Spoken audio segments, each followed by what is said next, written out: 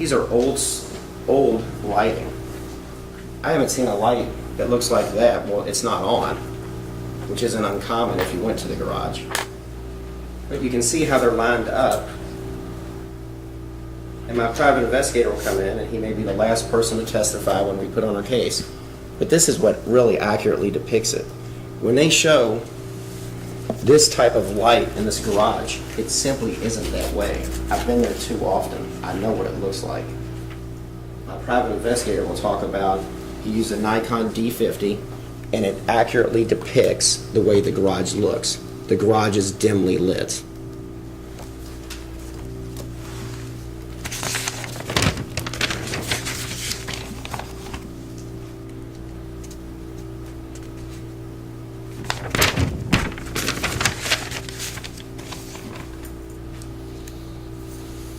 Rachel's going to state, she has a recorded statement, that they all got into the car together, and that included Zach. Well, Zach drove his own car. I don't know when they talk about circumstantial evidence, and Ms. Fox went over that. There's testimonial evidence, there's physical evidence, and there's circumstantial evidence.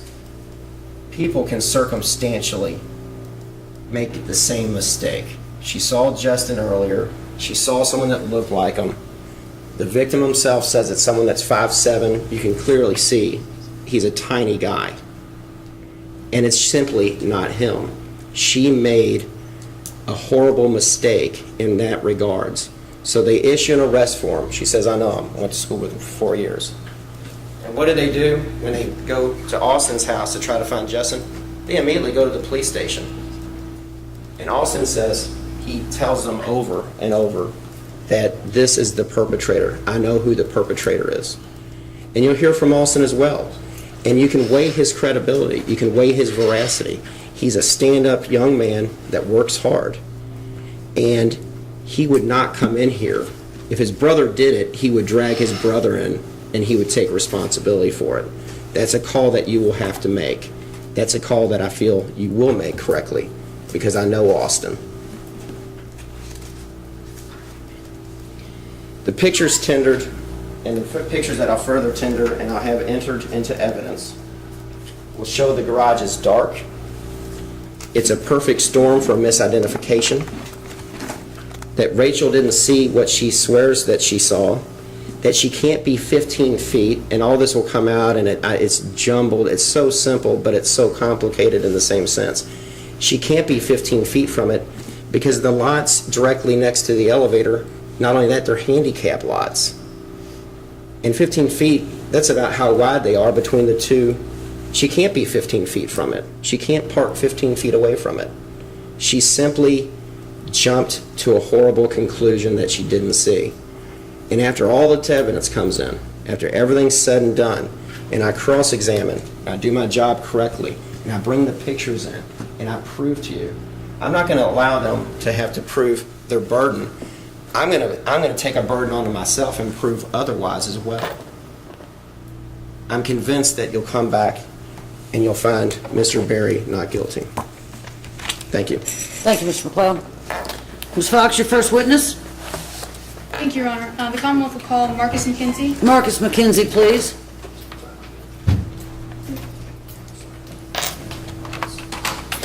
Sure, you can assist me in some of this podium. Every time I touch it, it wants to bump over. Or do you need it? Get it right here.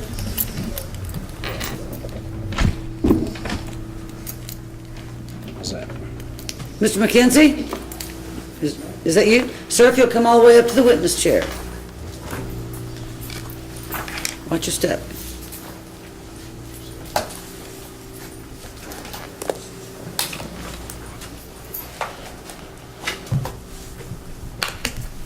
So if you'll raise your right hand then.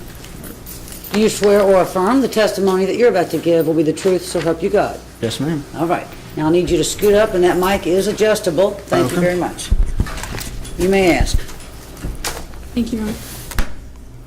Good afternoon. Your name's already been told, but as custom, would you go ahead and give your name for the record, please? My name is Marcus McKenzie. And Marcus, how old are you? 20 years old.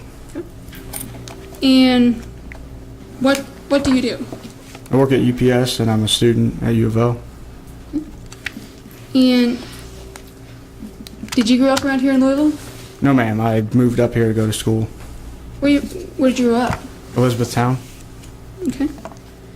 And why did you move to Louisville? Go to U of L and work at UPS. Okay. When did you begin going to U of L? August of '09.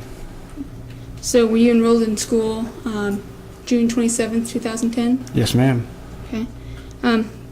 The date that I just mentioned, June 27th, 2010, does that date stand out to you? Yes, ma'am. It's the morning of that day I got robbed. Okay. Can you tell me a little bit about that day? Not exactly maybe when the incident happened, but leading up to it. Do you remember what day the 26th was? Yes, ma'am. What day was it? Not as far as the number, but day of the week. It was a Saturday. Okay. What were you doing the Saturday evening leading up into the nighttime? Well, I was in Elizabethtown that day helping my dad do some work, and that night I came back up here to Louisville with some of my friends because a friend of mine was leaving that Monday, and we were having a going-away party for him. And I went over to his apartment, which is at the Bellamy, to have a going-away party for him. Okay. And the Bellamy, is that in Jefferson County, Kentucky? Yes, ma'am. Okay. And do you know about what time did you go over? Probably about 10 o'clock, 10:30, somewhere around there. Okay. Who did you go there with? I went with, Eric Coolidge drove me there. He was my roommate. Okay. And once you got there, what did you do? Just hung out with some of my friends and drank some alcohol. Okay. What kind of alcohol were you drinking? Beer, a little bit of whiskey. Okay.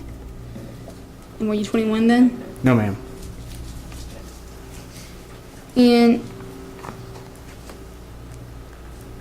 when did you start drinking? Had you started drinking before you went to the apartment for the party? No, ma'am. I started when I got there. Okay. And so you got there, you were drinking, and what happened next? Describe the evening. Well, there's 15, 20 people there. We were just having fun and, just throwing a going-away party for my friend. What took you out of the apartment? Well, I had fallen asleep on the couch, and everybody else was still there. And after a while, they just left to go swimming because the Bellamy has a pool.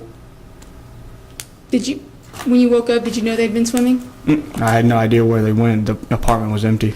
Okay. And when you say you fell asleep, did you fall asleep, or did the alcohol you were drinking, did that help you fall asleep? I mean, it probably helped me fall asleep, but I'd already been tired because I helped my dad earlier that day, and I worked third shift, so I How got long off. had you been up at that point? I had been up a while. I took a Hours. nap. I mean, how long had you been awake before you fell asleep? Had you been up for 12 hours? Had it been a 24-hour day? It'd probably been 18, 20 hours, somewhere around there. Okay. So, do you know, at the best estimate that you can give, what time it was that you woke up? Probably 2:30, 3 o'clock, somewhere around there. Okay. Then what did you do? I had no idea where my friends went to, and the pool at the Bellamy closes about 10 o'clock, something like that, and if you go swimming, you kind of get in a little bit of trouble, so I didn't think they went swimming. So I walked out of the apartment to see if they went to their car, or some of them left or something like that, and I'd see if I had got left there because I couldn't drive. I didn't have a permit, or I did have a permit. I didn't have a driver's license or a car. So I was looking to see if, I'd got left there, or they went to go get food or something like that. So, when you left the apartment, what apartment were you at specifically? Do you know the apartment number? I think it was 101, maybe. Okay. So you left the apartment, and what did you do? I guess describe to us where you went. The apartment is pretty much in front of the garage pretty much right in front of the entrance. All you have to do is walk around a railing, maybe 15, 20 feet, and then just walk to the parking garage. And, Your Honor, may I approach? You may.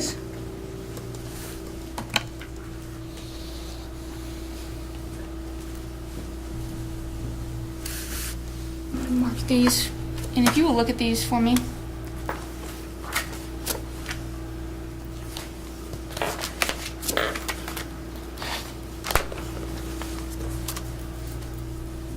These are marked Commonwealth Exhibits 1 through 5. Judge, can I see the photos? I'm sorry.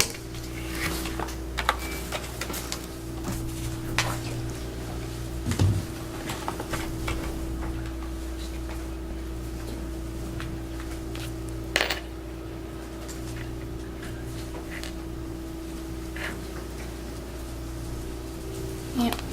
If you would flip through those and tell me if you recognize them, does it look familiar? Do you know what that is? Yes, ma'am. Okay. What are those pictures of? The parking garage at the Bellamy. Okay. Is there a picture there of what would appear to be the outside of it? Yes, ma'am. If you would pull that picture out on the back, what number is that marked? Well, there's about 3 pictures. It'd be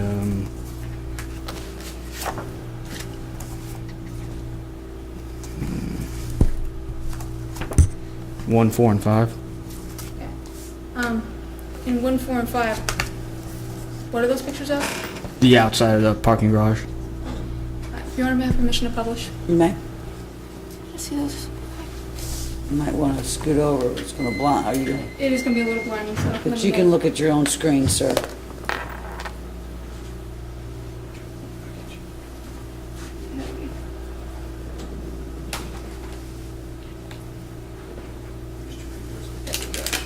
Yeah, it's this.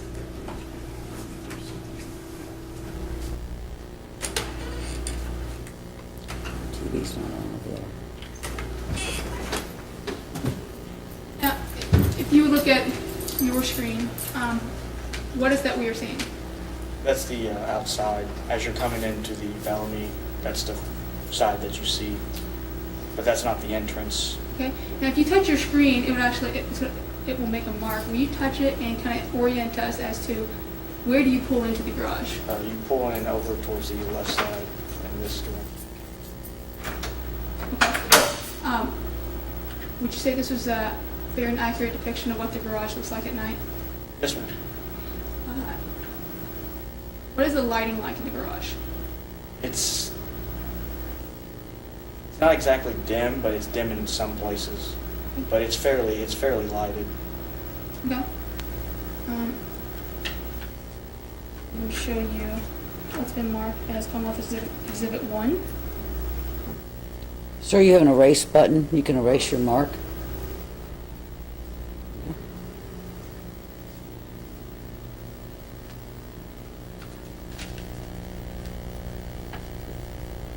What are we looking at in this picture? This is the entrance you drive in. Okay.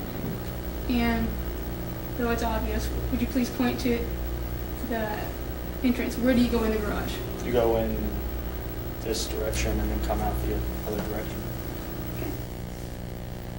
And would you say that's a fair and accurate depiction of what the garage looks like at night, the entrance? And what's been marked as Commonwealth Exhibit number 4. What is this a picture of? It's the same entrance, it's just a different angle. And so this is still a fair and accurate depiction of what it looks like at night? Yes, ma'am. The evening that you said you went into the garage, how did you go into the garage? I went in towards the in way that you drive in. Uh-huh. I went in that direction. Okay. That's also, that would be this picture as well. Yes, ma'am. Once you went in to the garage, Where did you go? You went inside, you said those doors, and did you go upstairs? What did you do? The stairs is right next to this white vehicle here, and I went in that direction towards the white vehicle.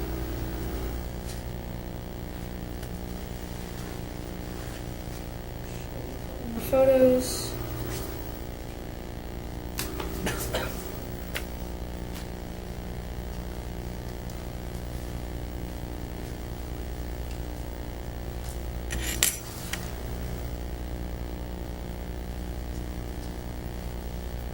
The Commonwealth moves to admit Commonwealth exhibits 4, 1, and 5. Objection. 4, 1, and 5, all right? And you want to push the witness? You may. Here we have marked 6, 7, and 8. And along with these other photos. Crystal, can I see the pictures? I'm sorry, I can read those.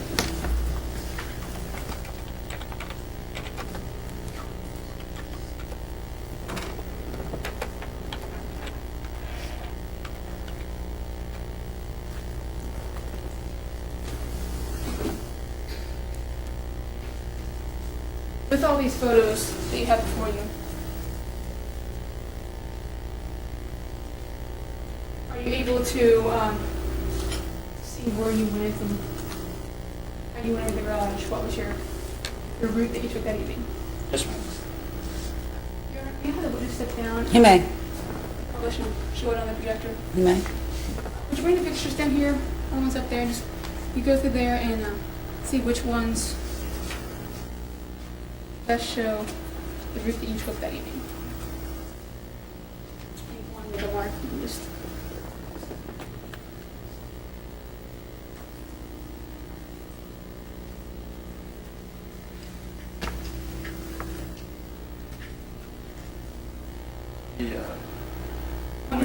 And what number is that? Would you show us the number on the back? This is exhibit number 7. I went in this entrance towards the white vehicle.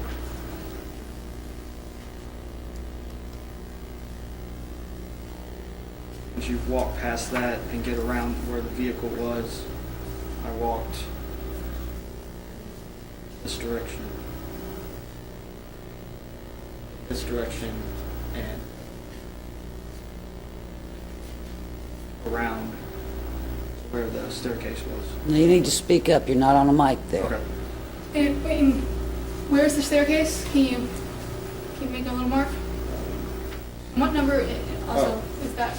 This is exhibit number 8. 8? This one.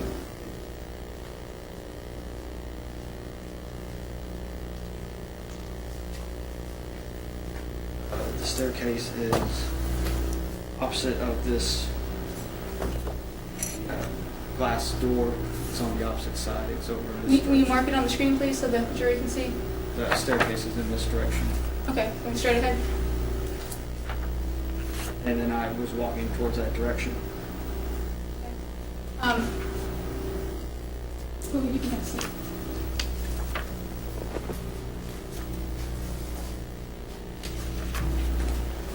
Of all these pictures that you previously viewed, what are they all pictures of? The parking garage. And with all these pictures, would you say it's a fair and accurate description as to what it looked like that evening? Yes, ma'am. How about the lighting? In all these pictures, there's pictures of the lights at night. Is that about what it was that evening? Yes, ma'am. Can you tell me anything was there anything that's different in these photos? No, ma'am. Your Honor, the Commonwealth is moving to admit these exhibits. They're number 2, 3, 6, and 7, Any objection? No objection. and 8, Your Honor. So 1 through 8 should be admitted? Yes, Your Honor. Admitted. So, you're walking toward the stairs, and tell us what happened. Well, the route that I've shown, You gotta speak up, sir. the route that I've shown, I walked that way towards the staircase, and about when I got to the area around the staircase, a African American male approached me and started talking to me, and he asked me what I had on me, and I didn't know what he was saying, what he meant, so I asked him what he meant, and he pretty much said the same thing again, what I had on me, and I told him I had nothing on me, and he told me that I did have a wallet on me, and I told him I didn't, and he said that it was in my back right pocket, and he moved forward acting like he was going to get the wallet, like moving forward, and that's about all that I remember. How far away were you from the individual that? It was just a couple feet. He wasn't 2 feet in front of me. It was about 4 feet or so. When you were speaking with him, did you see him? Was he standing behind you, beside you? He was in front of me. So you were able to speak to him and see him at the same time? Yes, ma'am. Would you say you were able to see him? How was the lighting? Was it dark, so were you not able to see much? Was it bright? Well, the pictures that were shown, it's fairly bright. I mean, it's dim in some areas, but around that area it's fairly bright, and I was able to see him. And from your conversation with him, were you able to recollect what he looked like? Yes, ma'am. At any point, were you able to inform the police? No, ma'am. You did not tell the police what he looked like? Oh, well, I informed I informed the police what he looked like. Okay. What was your recollection of the individual that assaulted you that night? He was shorter than me, had dreads, had a little bit of facial hair, goatee, maybe like a jawline, something like that. Okay. And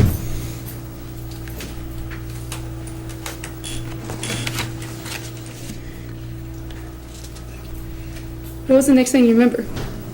It's bits and pieces from there. I remember getting loaded up into the ambulance, being put on the stretcher, and just bits and pieces from that.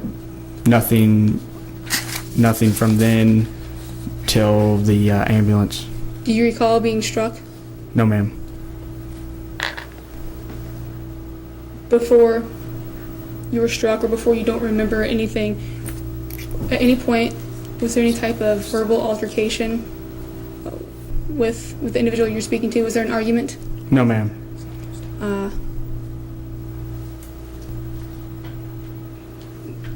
Did you approach him in any way? Were you aggressive with him? No, ma'am. Who else did you see anyone else around? I saw he was about towards my left. He wasn't really straight in front of me. He was off towards my left, and he was the one I was focused on, but I think there was somebody else there, but I'm kind of fuzzy on that. When you were walking toward the stairs, did you see them, or the one individual, or several, whichever you recall? Did you see anyone on your way there, or was it? There was nobody else until I saw him in the parking garage. And who initiated the conversation? He did.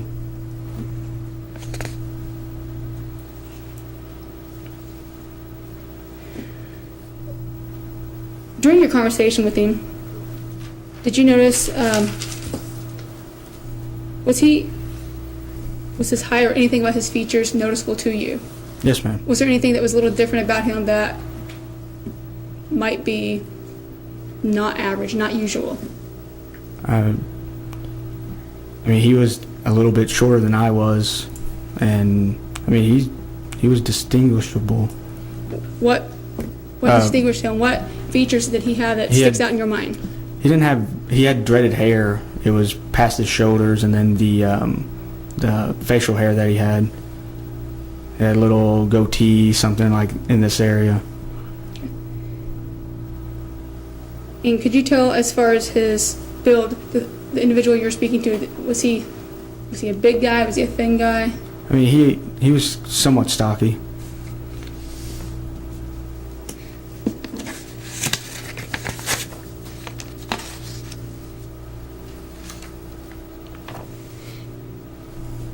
At any point do you recall, before or after being struck, trying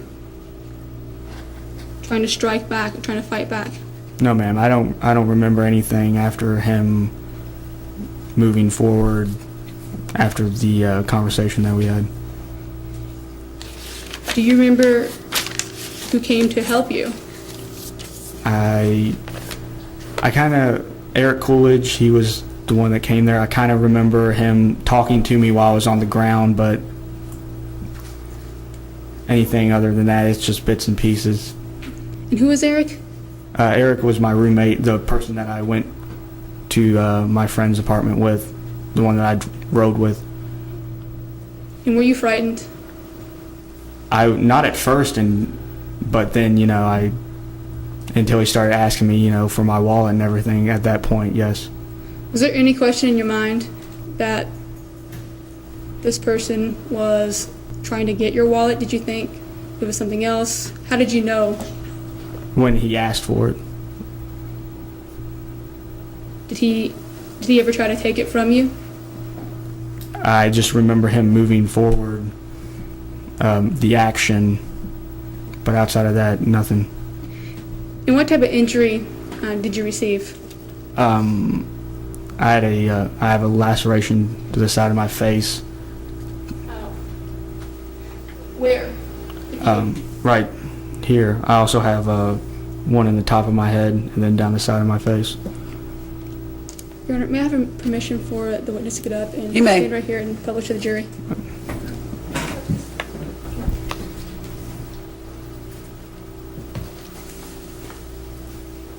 And if you would just show where your scar is.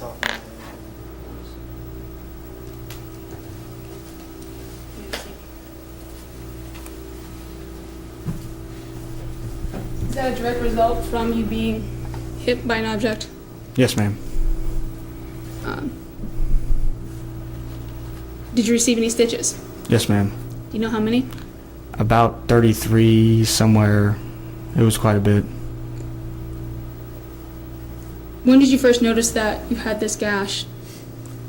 I really didn't know what had happened, that I got hit with anything until I was laying in the hospital. When you got to the hospital, do you know what type of treatment they gave you? Not really. How long were you at the hospital? I was at the hospital several hours, maybe 8 hours, 9 hours, somewhere around there. How did you get there? Ambulance. Did anyone go with you? Eric went with me.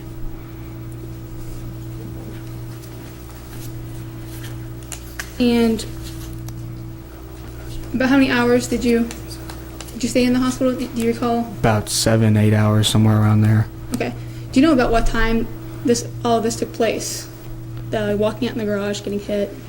Probably 2:30, 3 o'clock in the morning. Okay. Were they able to tell you any type of final diagnosis? What was the result of being hit? They had said I had a concussion and then just the stitches. Okay. And when you were released from the hospital, how did you get home? My father drove me back home. I went back to Elizabethtown. Who contacted your parents? I have no idea. In the clothing, what type of clothing did you wear home? I still had the what they give you at the hospital. The I don't know what You is. get to wear the gown home? Yeah, I had the gown home. Okay. How about the clothing you were wearing that evening? What was done with that? I have no idea. Did you get to keep it? Did it go away someplace? I have no idea what happened to it.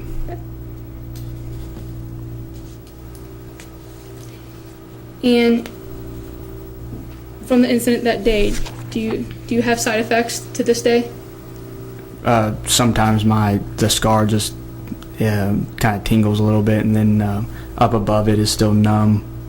I haven't got feeling right in there above my scar, and other than that, I mean, it's nothing. Is that something that you believe will one day go away? Will the scar disappear? Do you know? I doubt it will disappear, but it will fade with time.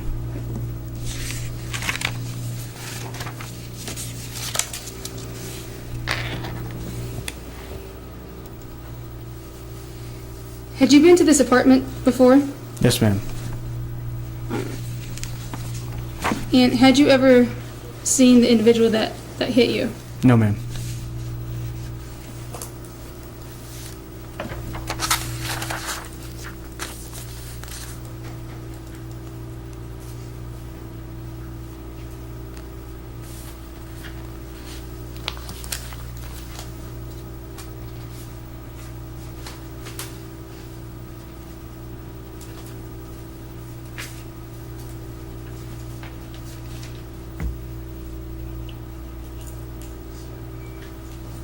Or may we approach? You may.